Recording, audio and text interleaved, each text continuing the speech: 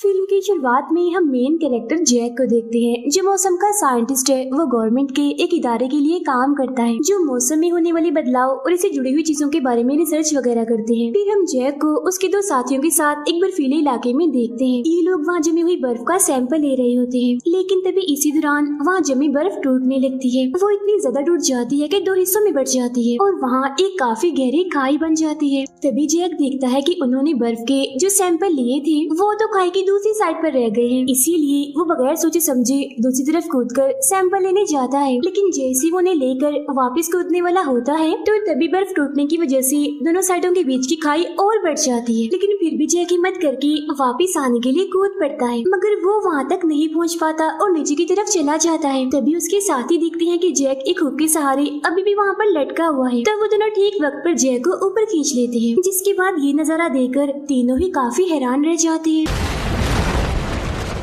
इसके बाद हमें दिल्ली शहर दिखाया जाता है, जहाँ सब मुल्कों की गवर्नमेंट की ग्लोबल वार्मिंग को लेकर कॉन्फ्रेंस हो रही थी। ग्लोबल वार्मिंग का मतलब है हवा में बहुत सारी गैसों का मौजूद होना, और इन गैसों की वजह से सूरज की किरणें जमीन से टकरा जाती हैं, जिससे जमीन और आसमान का टेम्परेचर बढ़ जाता है। यहाँ पर जैक भी होता है, जो ग्लोबल वार्मिंग की वजह से मौसम में होने वाले बदलाव के बारे में सबको बता रहा होता है। वो कहता है कि पिछले कुछ वक्त से हमारी जमीन के टेम्परेचर में काफी तेजी से बदलाव हो रहे हैं, और अगर हमने इस बारे में कुछ ना किया तो आने वाले 100 सालों में सभी ग्लेशियर पिघलकर समंदर में मिल जाएंगे, जिससे जाहिर है मौसम में भी बदलाव आएगा। जैसे कि कहीं बहुत ज्यादा बारिश और कहीं काफी बड़े तूफान आएंगे, और नॉर्थ एरिया जहाँ बर्फ पड़ती है वहाँ हद से भी ज्यादा टेम्परेचर गिरेगा, और टेम्परेचर गिरने की वजह से पूरी दुनिया में सब कुछ जमने लगेगा, यानी हर चीज बर्फ की लपेट में आ जाएगी। जाहिर है इससे कहीं भी जिंदगी का नामो निशान नहीं रहेगा। जिस पर वहाँ मौजूद अमेरिका के प्रेसिडेंट के साथी और बाकी लोग उसकी इस बात को नजरअंदाज कर देते हैं, लेकिन एक आदमी जो दरअसल समंदर का साइंटिस्ट था उसे जैक की बातें सच लगती हैं। दिल्ली शहर का मौसम दिखाया जाता है, जो काफी तेजी से बदल रहा था। फिर हम समंदर के साइंटिस्ट को उसकी रिसर्च टीम के साथ स्कॉटलैंड में देखते हैं, जो कि जैक की बातों को ध्यान में रखते हुए मौसम में होने वाले बदलाव पर रिसर्च कर रहे होते हैं। और फिर जापान में अचानक से आसमान से बर्फ के बड़े बड़े टुकड़े गिरना शुरू हो जाते हैं। वो टुकड़े इतने बड़े थे कि जिस पर भी वो गिर रहे थे वो सभी जख्मी हो रहे थे। जैक अपनी वाइफ से फोन पर बात करता है। वो उससे उसका और अपने बेटे जिसका नाम सैम है उनका हालचाल पूछता है, जिस पर नाराज होते हुए उसकी वाइफ कहती है कि तुम अपनी इस नई रिसर्च की वजह से हमें जरा भी टाइम नहीं दे रहे। खैर मैंने आपको ये बताना था कि हमारे बेटे सैम ने एक कंपटीशन यानी एक मुकाबले में हिस्सा लिया है, और ये मुकाबला न्यूयॉर्क में होगा, तो क्या आप इसे एयरपोर्ट पर सही टाइम पर पहुँचा देंगे? जिस पर जैक उससे वादा करता है कि हाँ मैं ठीक वक्त पर सैम को वहाँ पहुँचा दूंगा, तुम बिल्कुल टेंशन मत लो। Okay, I'll be there. Okay, I'll be there. और फिर कुछ देर गुजरने के बाद जैक सैम को एयरपोर्ट पर छोड़ देता है। फिर वो जहाज में अपने दोस्तों के साथ बैठा होता है, क्योंकि इन दोनों ने भी उस कंपटीशन में हिस्सा लिया होता है। लेकिन तभी अचानक से तूफान आने की वजह से जहाज जोरों से हिलने लगता है, जिससे सभी मुसाफिरों का सामान उन लोगों पर गिरने लगता है। ये देखकर सभी लोग काफी डर जाते हैं, खास तौर पर सैम, क्योंकि उसे जहाज में सफर करने से काफी डर लगता है। तभी स्पेस यानी खला में हम दो साइंटिस्ट को देखते हैं जो रिसर्च करने वहाँ गए हुए थे। वो लोग देखते हैं कि जमीन की तरफ बर्फ का एक काफी बड़ा तूफान बढ़ रहा है, जो देख वो लोग काफी हैरान हो जाते हैं। उधर समंदर का साइंटिस्ट देखता है कि 3 जगहों पर मौसम हद से ज्यादा खराब हो रहा है। उधर सैम और उसके दोस्त न्यूयॉर्क पहुंच जाते हैं, और जब सैम आसमान की तरफ देखता है तो उसे पता चलता है कि बहुत सारे परिंदे उड़कर कहीं जा रहे हैं। ये बात सैम को काफी अजीब लगती है, वो काफी हैरान भी हो जाता है।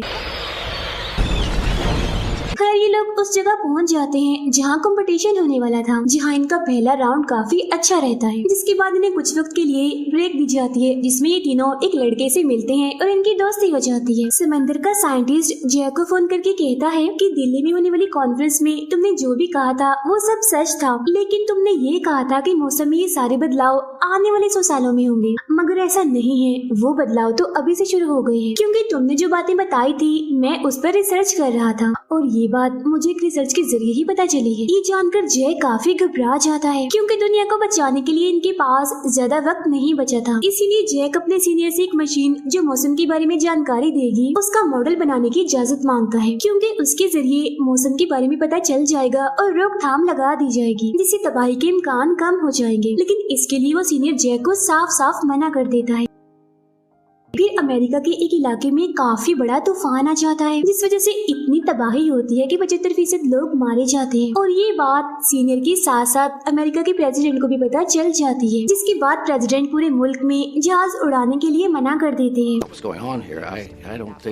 ये बात जानने के बाद सीनियर समझ जाता है कि जैक बिल्कुल सही कह रहा था, क्योंकि जैसा जैक ने कहा था वैसा ही हो रहा था, यानी पूरी दुनिया में ही मौसम काफी तेजी से बदल रहा था। तो अब सीनियर जैक को मॉडल जल्दी से तैयार करने के लिए कहता है, लेकिन इस काम को करने के लिए जैक और उसकी टीम को सिर्फ 48 घंटों का वक्त दिया जाता है। इसीलिए ये लोग फौरन ही उस मॉडल को बनाने में लग जाते हैं। फिर 24 घंटों की लगातार मेहनत के बाद उन्हें पता चलता है कि अगर उन्होंने जल्दी कुछ ना किया तो तकरीबन 6 से 8 हफ्तों में सब कुछ खत्म हो जाएगा। इसीलिए कुछ भी करके इन्हीं लोगों को इस आने वाली मुसीबत से बचाना होगा। अब ये जानते ही जैक अपने बेटे सैम को कॉल करता है और वापस आने के लिए कहता है, जिस पर सैम कहता है यहाँ कोई भी जहाज नहीं उड़ाया जा रहा, इसीलिए फिलहाल मैं वापस नहीं आ सकता। अब जैक अपनी तरफ से इकट्ठी की गई सभी इंफॉर्मेशन और रिपोर्ट्स प्रेसिडेंट के साथी को दिखाता है, लेकिन इस बार भी वो जैक की बातों पर ध्यान नहीं देता, बिल्कुल पहले की तरह। समंदर का साइंटिस्ट देखता है कि हर जगह मौसम के बदलने की वजह से टेम्परेचर काफी तेजी से नीचे गिर रहा है और अगर ऐसे ही चलता रहा तो बहुत जल्द सब कुछ जम जाएगा। तभी हम देखते हैं कि नॉर्थ में टेम्परेचर के इस बदलाव से वहाँ बर्फ का एक काफी तेज तूफान आ जाता है। स्कॉटलैंड में भी हम 3 हेलीकॉप्टर्स को उड़ता हुआ देखते हैं, लेकिन इस बर्फीले तूफान की वजह से हेलीकॉप्टर्स तबाह हो जाते हैं और तेजी से नीचे आके गिरते हैं, क्योंकि हवा में ही चलते चलते उन पर बर्फ जम गई, जिससे हेलीकॉप्टर की ब्लेड्स भी रुक गई, जिसके बाद नीचे गिरने से वो सब लोग भी बर्फ में जमने लगते हैं और उनकी मौत हो जाती है। जैक को भी स्कॉटलैंड के इस खराब मौसम की खबर मिलती है। अब क्योंकि समंदर का साइंटिस्ट भी वहीं था, इसलिए जैक फौरन उसे इस बारे में बताता है और कहता है कि जितनी जल्दी हो सके आप वहाँ से निकल जाइए, क्योंकि बर्फ का एक काफी बड़ा तूफान तेजी से आपकी तरफ बढ़ रहा है।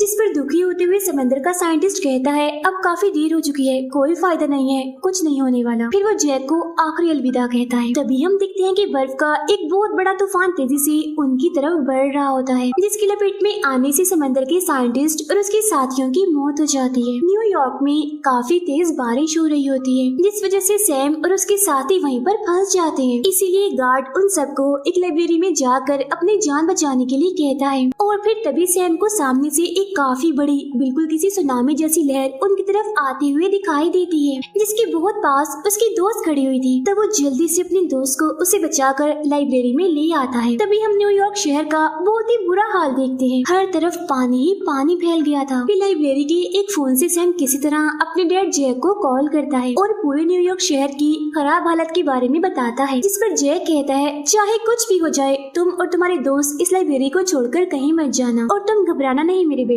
मेरा इंतजार करना, कुछ भी हो जाए मैं तुम्हें लेने जरूर आऊंगा।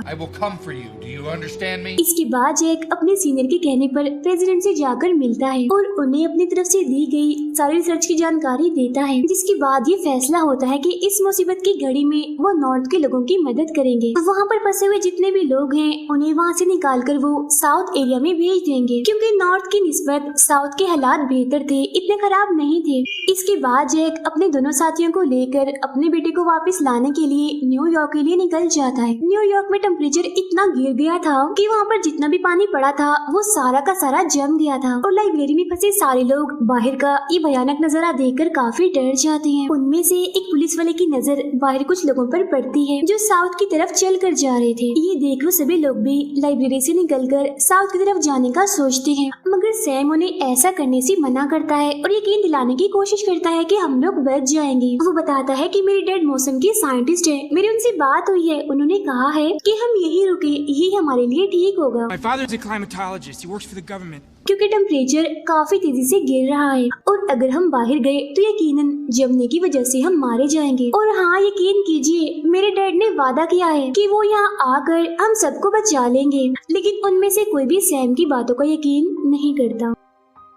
जिसके बाद सैम के दोस्तों और कुछ लोगों के अलावा सभी लोग यहाँ से निकल जाते हैं। गवर्नमेंट जो कि तेजी से लोगों को साउथ में भेजने में लगी होती है, क्योंकि उनकी कोशिश होती है कि ज्यादा से ज्यादा लोगों को वो बचा पाए। जैक और उसके साथी जो न्यूयॉर्क की तरफ जा रहे थे, अचानक से रास्ते में बर्फ की वजह से उनकी गाड़ी खराब हो जाती है, इसीलिए अब उन्हें पैदल ही आगे जाना पड़ना था। उधर सैम और बाकी लोग ठंड से बचने के लिए लाइब्रेरी की सारी किताबों को जलाने लगते हैं। अब मौसम की इसी खराबी की वजह से प्रेसिडेंट की मौत हो जाती है, इसीलिए प्रेसिडेंट के साथी को ही अब नया प्रेसिडेंट बना दिया जाता है। जैक और उसके साथी चलते चलते एक ऐसी बर्फीले इलाके में पहुंचते हैं जहां इतनी बर्फ पड़ रही थी कि बड़ी बड़ी बिल्डिंग्स भी बर्फ से ढकी गई थी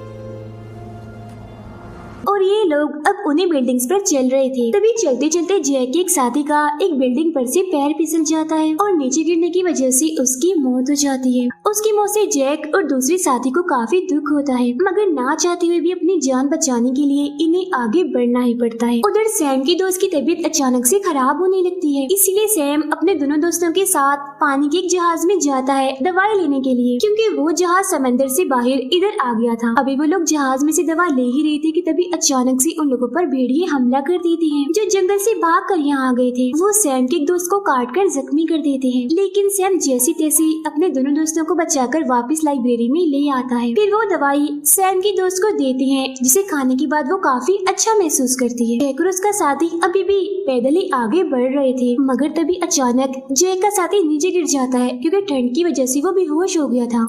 इसीलिए जैक उसे लेकर एक जगह पर रुकने का फैसला करता है। स्पेस में उन दोनों साइंटिस्ट को अब जमीन पर बर्फ का तूफान कम होता हुआ दिखता है। इसे सच में अब न्यूयॉर्क में भी तूफान रुक जाता है, जिस वजह से जैक के साथी को होश आ जाती है और वो लोग दोबारा से चलना शुरू कर देते हैं। और फिर बहुत जल्द वो लोग सैम के पास लाइब्रेरी पहुंच जाते हैं। यहाँ वो दोनों बाप बेटा एक दूसरे को देखकर काफी खुश होते हैं और गले मिलते हैं। अब जैक अपने बेटे सैम और बाकी लोगों को बचाने के लिए अपने सीनियर को कॉल करके मदद मांगता है। तब सीनियर ये बात प्रेसिडेंट को बताता है। इस बार नए प्रेसिडेंट जल्दी से जैक और बाकी लोगों को बचाने के लिए वहाँ हेलीकॉप्टर भेजते हैं। बहुत जल्द हेलीकॉप्टर्स वहाँ पहुँच जाते हैं और सभी को बचा लिया जाता है। फिर जब ये लोग हेलीकॉप्टर से नीचे देखते हैं तो इन्हें पता चलता है कि न्यूयॉर्क में काफी सारे लोग अभी भी बचे हुए हैं, मगर ये वो लोग थे जो बिल्डिंग्स के अंदर रहे थे और जिनको सैम ने मना किया था लाइब्रेरी से जाने से, वो तो मर चुके थे। फिर हम देखते हैं कि अब मौसम आहिस्ता आहिस्ता खुद ही साफ होना शुरू हो गया है, जिसके कुछ ही वक्त के बाद सब कुछ पहले जैसा नॉर्मल हो जाता है। फिर नए प्रेसिडेंट टीवी पर सभी लोगों से अपनी गलती की माफी मांग रहे होते हैं, क्योंकि शुरुआत में जब जैक ने उन्हें मौसम के बदलने के बारे में बताया था तो उन्होंने जैक की बात नहीं मानी थी। वो कहते हैं कि अगर मैं उस टाइम जैक की बात मान लेता तो शायद आज मैंने बहुत सारे लोगों को बचा लिया होता। मुझे इस बात का दुख है कि बहुत सारे लोग मारे गए। और एक अहम बात, ये तो हमें कुदरत की तरफ से दिखाया गया एक छोटा सा सैंपल था। अगर हम अपनी जमीन की कदर नहीं करेंगे, उसके साथ खेलेंगे, गंदगी और इस तरह की चीजों पर काबू नहीं पाएंगे तो हमें ऐसी ही सजा मिलती रहेगी। ये करके कुदरत ने हमें दिखा ही दिया कि हम इंसान उसके सामने कुछ भी नहीं है। प्रेसिडेंट के इसी दिल को छू जाने वाली मैसेज के साथ ही ये फिल्म यहीं पर खत्म हो जाती है।